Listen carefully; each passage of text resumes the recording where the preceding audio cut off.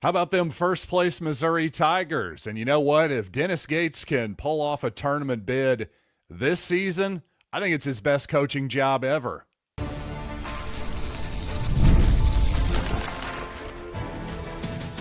You are Locked On Mizzou, your daily podcast on the Missouri Tigers. Part of the Locked On Podcast Network, your team every day. Hey, all you true sons and daughters, I'm John Miller, your Mizzou mafioso and the central scrutinizer of Missouri Tigers football and basketball. And when it comes to Damon Wilson, what am I as a Missouri fan supposed to do with his one season and tenure at Missouri, assuming it's over at this point? Seems like a safe assumption, but you never know in this crazy world of the portal. Plus, Missouri gets another Michigan man for its secondary. The Desir twins from Florida State could be on the table. But you know what? I do want to start by talking about basketball, and also by telling you that today's episode is brought to you by FanDuel. The CFP is here, and FanDuel is the best place to get into the action all season long. So visit FanDuel.com to get your college football playoff profit boosts every game day. And you know what? Of course, we're right in the middle of the transfer portal here still on the football side, but I got to say, I just personally want to talk about basketball today here at the start of the show. And of course, if you've been looking at the standings, a 5-way tie for first place in the SEC. Yes, no undefeated teams already here. Missouri, one of 5 teams at 3-1, including the Florida Gators, a team that the Tigers have already beaten. The rest of those teams, well, Missouri has yet to play them. So I'll just say this, coming off of an ugly bragging rights game, a nearly as ugly second half, certainly against Kansas as well, for Dennis Gates and his team to be in the position that they're in right now, incredibly impressive. I got to say, I was ready to write them off. If you're an everyday listener of this show, you know I got too negative on the Tigers. Quite honestly, I felt like, hey, I knew Trent Pierce and Jayden Stone coming back would make a significant difference for the Tigers. But I have to admit, I wanted to see it with Jayden Stone in the SEC. He'd proven to be an excellent player against, well, not so great competition in Missouri's non-conference schedule. But now Stone is, to me, proving after these first few ball games here, he's looking like a bona fide all-SEC type of guy. Whether it's first, second, or third team, he's got to be in consideration right now through, just the first 4 games in league play here. And as for Trent Pierce, well, he's still working his way back, certainly. He admitted in the postgame with Coach Gates that he was gassed after playing 27 minutes last night. So he's still working his way back into game shape. But despite that, I thought that was the best game I've seen Trent Pierce play in a Missouri uniform, scoring 18 points. All of his three-pointers were, I thought, excellent shots that Missouri set him up for well. And Pierce, of course, did a great job knocking him down. And as for that conditioning there, again, Pierce has been obviously sitting out a lot of practices and a lot of games here the first couple months of the season or so. So it's only natural that he's going to take a little bit of time to get back into basketball game shape, especially actual game shape. It's one thing to run around on the practice floor, but boy, when the adrenaline of the crowd and an actual real game and a different opponent and everything else hits you, it's understandable. Really is that Pierce was feeling it a little bit out there, but played a great game in spite of it. And by the way, Gates saying after the game that at one point Pierce was asking out of the ball game because of his tired state there. Well, Gates wisely ignored him and said, "Sorry, buddy, you're going to have to fight through it." And indeed, that's how you get into basketball shape, bud. You got to fight through it at a certain point. But as national writer John Rothstein says, a healthy Jayden Stone plus a healthy Trent Pierce equals a Missouri team that has the requisites to be a nuisance. That makes a lot more sense for the rest of the SEC. Tigers are now 3-1 in league play after tonight's win over Auburn. Again, couldn't agree more there. At the very least, the Tigers are looking much better than I suspected. So And to be honest with you, again, if Missouri pulls this off, not only based on how the non-Jayden Stone portion of the season went, which went horribly for Missouri for the most part, well, not only that comeback, does that represent a heck of a coaching job by Dennis Gates and his staff, but quite honestly, Missouri just obviously didn't have that much to work with this offseason in terms of resources in the transfer portal. So they had to have guys like Trent Pierce and T.O. Barrett, by the way, come back this season and improve. And especially in a world where, let's be brutally honest here, Sebastian Mack was, I believe, the first guy Missouri took in the portal, certainly the biggest name from the biggest program, UCLA, that Missouri took early in that process. And well, right now he's a zero for Missouri. And the fact that they're hanging in there and being competitive in the SEC, again, a massive credit to Dennis Gates and his staff. And by the way, I brought up T.O. Barrett. Speaking of best games as a Missouri Tiger, I think maybe T.O.'s best game as a Tiger was probably still against Florida last season when the Tigers pulled off that upset on the road to the eventual national champions last season. But that was pretty doggone good by Barrett in this one and showed why I was feeling like he needed more minutes. Simply put, I just thought Missouri needed his ball handling. They needed another ball handler out there on the court. And while clearly Anthony Robinson is a more natural scorer and shooter, especially from the perimeter, than Barrett, well, Barrett does a great job of using his body and finishing inside. And not only that, he's also much more of, I would say, a true point guard than Anthony Robinson. So sometimes I just feel like the offense moves a little better. Guys are getting a little bit better shots when Barrett is in the game. And really, I like when Barrett and Robinson are both in the game. It doesn't have to be an either-or situation. And while Robinson, again, didn't have his best game yesterday, and some of those Barrett minutes, of course, did come at Robinson's expense, I want to give Ann a ton of credit because I noticed something when Missouri was up 56-48. He had been out for a few minutes, and the under 12 timeout with Missouri leading, well, the crowd came to its feet and was cheering, of course. And who was the first guy off the bench cheering for his teammates? It was Anthony Robinson. So he wasn't sitting around pouting or anything like that when his minutes were cut a little bit. So to me, a big credit to Anthony Robinson there for being a really strong teammate in what was probably a slightly awkward situation and moment. I will say for this, just since I praised Robinson there, a little bit of criticism as well. I really need Ant to stop trying to be James Harden at times. And what I mean for that is stop looking for the foul so much and instead just make a quick decision, make a quick pass.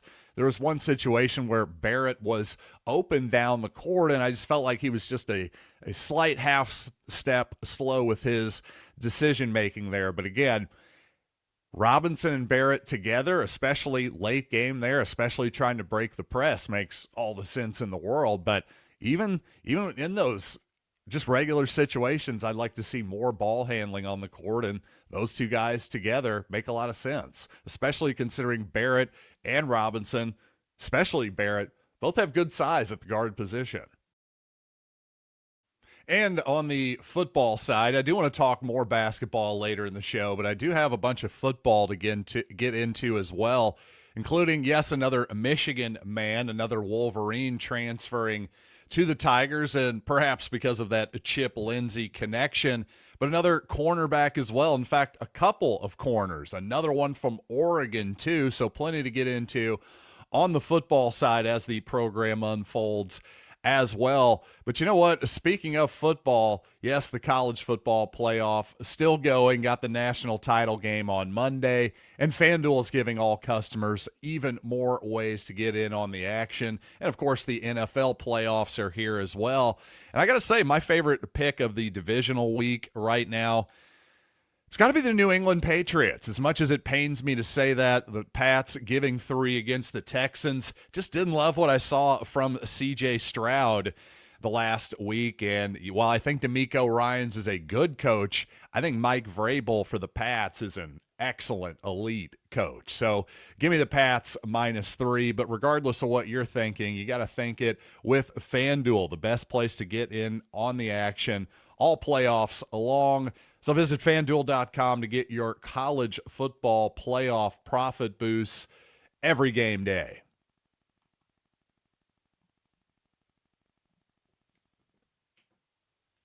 And clearly, Missouri, with just a ton of bodies to replace off of a great 2025 defense, well, especially the cornerback position. Well, now Elijah Dotson, the latest corner ad from Missouri.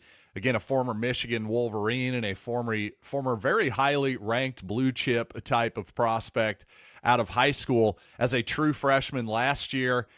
In Ann Arbor, played 10 games, was a versatile piece, by the way, played in the slot and on the outside at corner for Michigan, can maybe play a little bit of safety, it sounds like, as well, but certainly I think Missouri looking at Elijah Dotson as a corner. And since he did play 10 games as a true freshman last season, well, that means he has 3 to play for the Tigers. And also at the cornerback position, Missouri already had one addition from Oregon at the corner position in Jaleel Florence. Well, how about another one in Sione Laulea? I think I may have actually nailed that. Good for me. But in a limited time with the Ducks last season. So not totally sure what to make of this young man, but certainly any Oregon Duck is generally going to be a highly touted type of guy as a young man, and Laulea is no exception. And at 6'4", by the way, 190 pounds, is even longer and leaner than Missouri typically likes its corners, which, if there's a 5 handle in front of your name, meaning you're 5'11" or shorter, Missouri seems almost completely uninterested in you as a corner at this time. And that's been a trend for a long time. And, well, the trend is these corners seem to be getting even taller and taller in the SEC these days.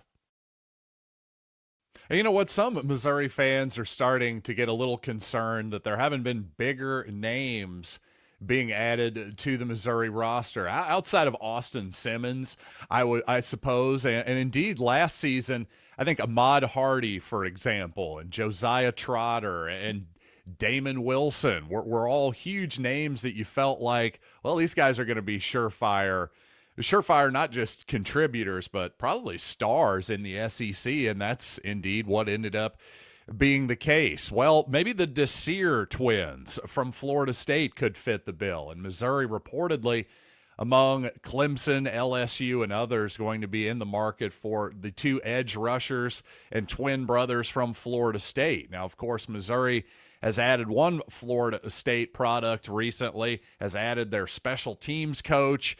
So perhaps there is some more connections there with the Seminoles. Now, Mandrell Desir, by the way, 6.5 sacks last season. His brother Darryll with just 1. But regardless, these 2 are going to be a package deal without a doubt, and they're going to be expensive, as you would expect edge rushers would be. Going to be a $2 million type of package, that type of thing. So is that worth it to Missouri or not? We shall see. And speaking of $2 million, well, that's reportedly what Damon Wilson was seeking in the portal. I've heard this from Gabe DeArmond. I think I've seen this from On3 and other places as well. But apparently Damon Wilson is quite the mercenary, maybe the highest ranked guy out there still, looking for a big payday. Got one from Missouri last season, looking to cash in once again. And, well, if he doesn't get exactly what he wants from Miami, could he potentially come back to Missouri?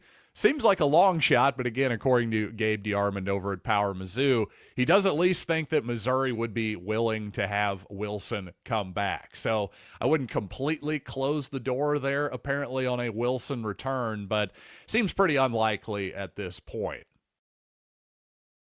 And speaking of Damon Wilson, if we assume his time with Missouri is finished, and that seems like a pretty safe assumption at this point, as Wilson is in the transfer portal still, Well, the thing is, as a Missouri fan, you go, well, obviously Wilson was a productive, good player for the Tigers in 2025, but not exactly a season that's going to be, I'm going to be bouncing my grandkids telling them about in 50 years, that type of thing. And yet, it's hard to be angry at Damon Wilson if you put yourself in his shoes, it's hard to blame him for wanting to cash in on, well, what could be a short window of opportunity for him to cash in on his football abilities. If you can make a couple $1,000,000 playing football as opposed to, I don't know, 1 million, and all you had to do is just put your name into the portal and hold the line a little bit, I think I would probably do that too, especially if I had an agent who could be the bad guy for me. So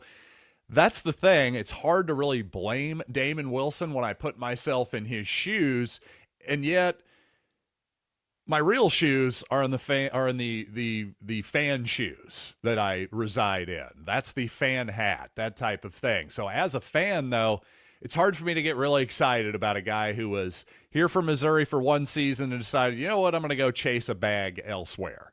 I just don't think that we're going to ever have a Damon Wilson bobblehead day at the old Faurot Field ballpark, that type of deal. It's just one of those things where it's still nice to see Chase Daniel and Jeremy Maclin and Sean Weatherspoon and all these different guys get to come back, and if they come onto Faurot Field, you go, hey, everybody, it's Brad Smith. Yay, that type of deal. May seem silly on some end, but I think that stuff still means a lot certainly means a lot to the fans, and I think it means a lot to those players who spent multiple seasons, if only even a couple of seasons playing football in Jeremy Maclin's case. For example, I think he's a great example of a guy, sure, he only played a couple of seasons, left after his sophomore year to go chase the NFL dream, and yet he still feels like somebody who always is and will be a Tiger forever, as his name being put on the wall at Faurot Field tells us. I just worry the longer this sport goes along, the fewer opportunities we have to feel connected to the past. And that's not just the fans, but of course the former players too. If Damon Wilson ends up going to Miami, for example, well, which one does he actually hold on to at the end of the day? I would argue he's just going to be eventually a man without a home when it comes to his alumni base, that type of thing. And I've got more portal news to get to on the football side, including a former Eldon, Missouri player on his way back to Missouri from Kansas State. So I want to get into that, and also a little more basketball too, including why Honor Boateng being on the floor makes a little bit more sense than you probably think. So let's get to all that right after these quick words.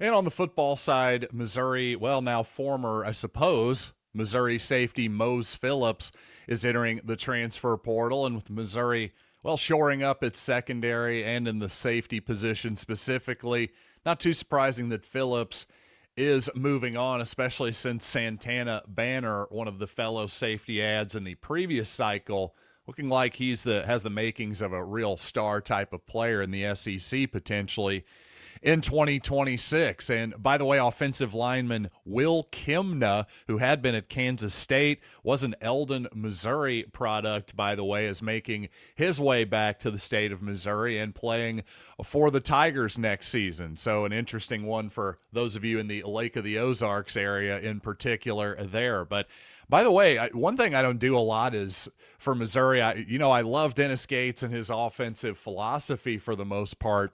Defensively, I have my questions, but I got to say, last night I thought Missouri's game plan against Auburn was sound and obviously executed well. Dennis Gates said that his plan was basically to limit Keyshawn Hall and Tahad Pettiford, basically saying, quote, let other guys shoot it. That was his plan. And, well, it worked out. No doubt about it. There's no doubt that, well, one of Auburn's least effective offensive games, I would say.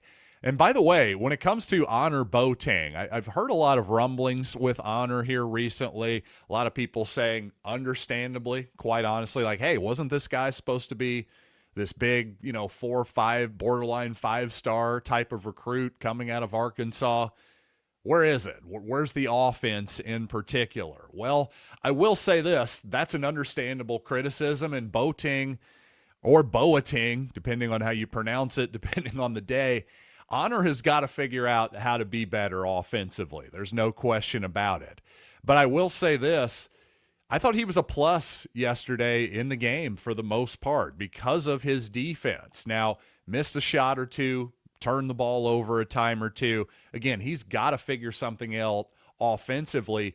But right now, teams are not playing him as if he's a zero offensively. When he stands at the three-point line, a man comes out and guards him. And until teams really start scouting him that, well, he's just a non-shooter and just play his man in the paint while he's in the three-point line, to me, you still keep throwing him out there. And hopefully Honor will discover something offensively. And to be brutally honest, Gates is still trying to find the perfect rotation here, because especially trying to find that fifth guy out there offensively, whether it is indeed the center Sean Phillips or going a little bit smaller. Obviously, the Luke Northweather couple of minutes were a disaster there at the beginning of the game. I was saying, hey, maybe we give Nicholas Randall a little bit more of a look. Again, 4 minutes yesterday for Randall. He's just not showing anything offensively. And unlike Honor Boating, who's a guard, just for whatever reason, guards just get the respect out there. I don't think anybody is respecting Nicholas Randall's perimeter game at this point. And I will say this, too. One thing I really liked about what Missouri did yesterday, I thought Stone and Jacob Cruz, there were a few times when the shot really was – the three-point shot that they took was really not within the design of the offense.